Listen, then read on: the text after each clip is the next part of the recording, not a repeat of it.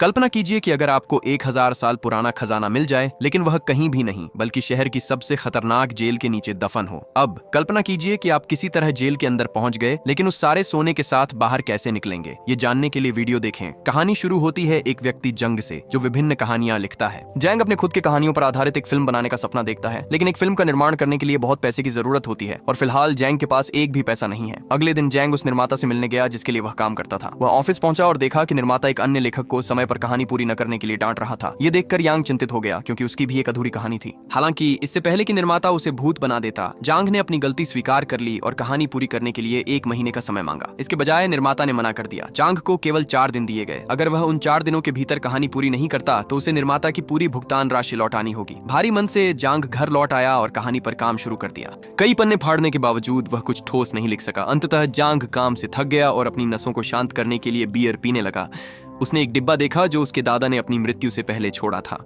Box के अंदर जांग को अपने दादा का एक पत्र मिला, जो विशेष रूप से उसके लिए लिखा गया था। चूंकि जांग ने बहुत अधिक शराब पी रखी थी, वह पत्र पढ़ते पढ़ते सो गया। अपने सपने में जांग ने अपने दादा को एक छिपे हुए खजाने का स्थान बताते हुए देखा। उन्होंने जांग से कहा कि उन्होंने उनके पैतृक घर के नीचे करोड़ों रुपए की सोने की गिन्नियां दफनाई थीं, लेकिन वह इसे निकाल नहीं सके क्योंकि सरकार ने घर को गिराकर वहां एक जेल बना दी थी। अगले ही पल जांग जाग गया और बॉक्स को पाया। उसे अपने पुराने घर का नक्शा और एक सोने की बिस्किट भी मिली। जब उसने इस नक्शे की तुलना जेल के नक्शे से की तो वह पूरी तरह से हैरान रह गया, क्योंकि दोनों नक्शे बिल्कुल एक जैसे थे। जंग ने जेल के अंदर जाकर अपने पुश्तैनी सोने को निकालने का फैसला किया। खुद को गिरफ्तार करवाने के लिए जंग ने अपने पड़ोसी का लैपटॉप चुराया और उसे नीचे फेंक दिया। इस अजीब हरकत के लिए जंग को गिरफ्तार कर जेल में डाल दिया गया। जेल पहुंचने पर उसने देखा कि कई कैदी एक अन्य कैदी जिसका नाम क्रैब था का जन्मदिन मना रहे थे। कुछ समय बाद क्रैब ने जांग से मुलाकात की और उसे बताया कि उसका भी एक दोस्त था जिसका नाम जांग था। इसलिए क्रैब ने जांग को अपना दोस्त बना लिया और जेल के अंदर उसकी रक्षा करने का वादा किया। कुछ समय बाद जांग जेल के अंदर बरगद के पेड़ के पास गया, क्योंकि नक्शे के अनुसार इस पेड़ के पास एक कुआं था और सारा सोना उस कुएं के अंदर दबा हुआ था। फिर एक और कैदी जिसका नाम अंकल ली था जांग के पास आया और उसे बताया कि जेल के अंदर 2 गैंग्स हैं।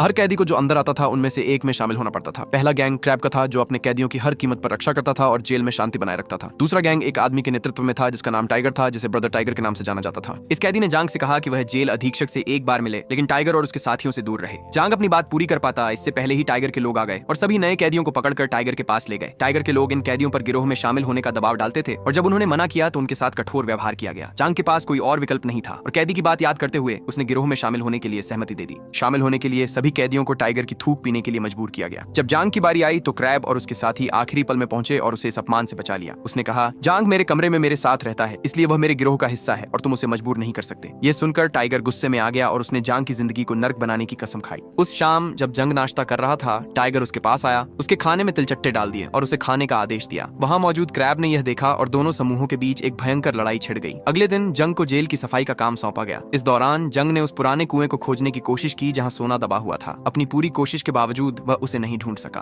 फिर वह जेल की लाइब्रेरी गया, जहां उसे पता चला कि जेल को कुछ महीने पहले गिराकर फिर से बनाया गया था और जेल का नया नक्शा फाइल रूम में मिल सकता है। जब वह इन विचारों में खोया हुआ था, तभी टाइगर और उसके साथी ने जंग पर हमला कर दिया।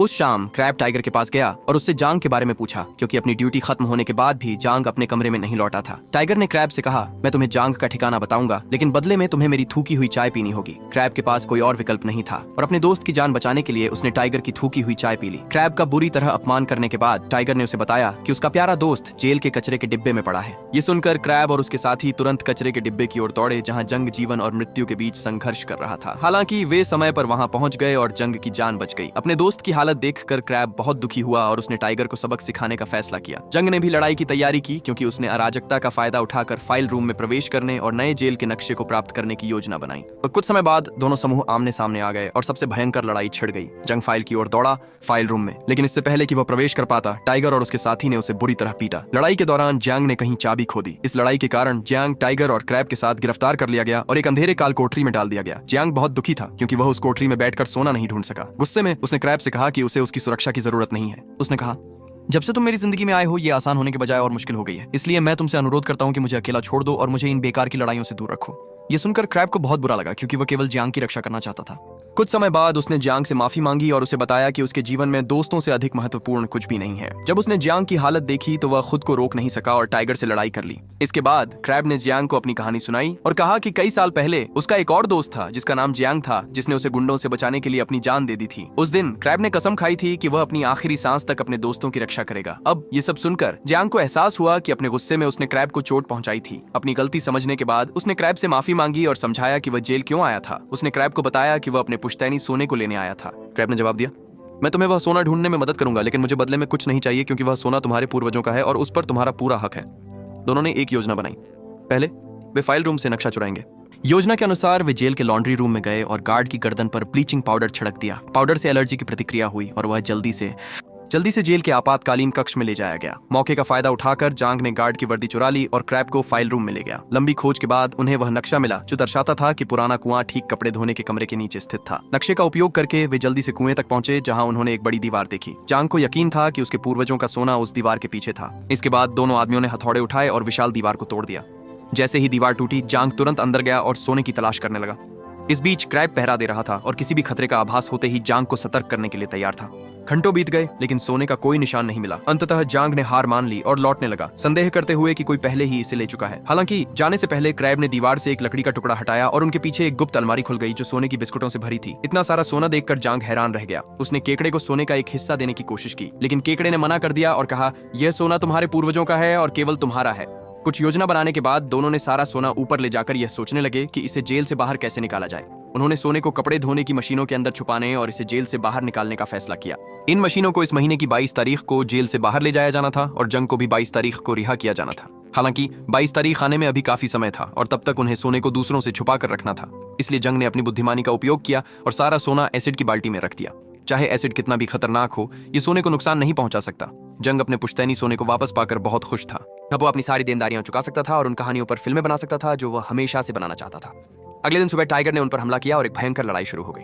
हाथापाई के बीच टाइगर ने वह सारा सोना पकड़ लिया जो जंग ने एसिड के डिब्बों में छुपाया था। उनकी लड़ाई की आवाज सुनकर जेल के गार्ड कमरे में आ गए, लेकिन तीनों के पकड़े जाने से पहले उन्होंने फिर से सारा सोना छुपा दिया। जब गार्डों ने पूछा तो टाइगर ने समझाया कि जंग काम करते समय फिसल गया था और वह उसकी मदद कर रहा था। अब पकड़े जाने के डर से जंग टाइगर की कहानी से सहमत हो गया और यह देखकर क्रैब बहुत निराश हुआ।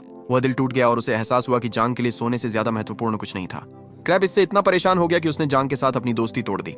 उस शाम क्रैब को खबर मिली कि उसकी बेटी गंभीर रूप से बीमार है और उसे आईसीयू में भर्ती कराया गया है। ये सुनकर वह जंग के पास गया और उसकी योजना में शामिल होने की पेशकश की। वास्तव में क्रैब को खजाने का कोई हिस्सा नहीं चाहिए था। वह बस जेल से भागकर अपनी बेटी से मिलना चाहता था। पहले टाइगर ने क्रैब के साथ काम करने से मना कर दिया, लेकिन जंग ने उसे मना लिया और तीनों ने अपनी भागने की योजना बनानी शुरू कर दी। उन्होंने तय किया कि अब से 3 सप्ताह बाद जब जेल की सालगिरह की पार्टी होगी, वे सभी एक सुरंग के माध्यम से समुद्र में कूदकर भाग जाएंगे। समस्या ये थी कि उस पार्टी के लिए अभी भी 3 सप्ताह बाकी थे और जांग को अगले सप्ताह जेल से रिहा किया जाना था। उसकी सजा बढ़ाने के लिए टाइगर और क्रैब ने झगड़ा किया और थोड़े ही समय में जेल के अंदर अफरा तफरी मच गई। योजना के अनुसार गार्डों ने लड़ाई रोक दी और तीनों को एक सेल के अंदर बंद कर दिया। इस तरह दिन बीतते गए और जल्द ही जेल की सालगिरह की पार्टी का दिन आ गया। सजावट के दौरान टाइगर, क्रैब और जंग ने सभी गुब्बारों को प्रोपेन गैस से भर दिया ताकि वे फट सकें, गार्डों का ध्यान भटक सके और भगदड़ मच सके। उन्होंने इस अफरा तफरी का फायदा उठाकर सुरंग तक पहुंचने की योजना बनाई। उस शाम जब वार्डन अपना भाषण दे रहा था, क्रैब ने गुब्बारों को फोड़ दिया जिससे जेल परिसर में भारी हंगामा मच गया। इस मौके का फायदा उठाते हुए तीनों सुरंग में घुस गए और धीरे धीरे आगे बढ़ने लगे। हालांकि एक तेज धातु के टुकड़े ने जंग की टांग को घायल कर दिया और वह बुरी तरह से खून बहाने लगा। यह देखकर क्रैब ने जल्दी से प्लास्टिक की पट्टी से घाव पर पट्टी बांध दी और बिना रुके आगे बढ़ता रहा।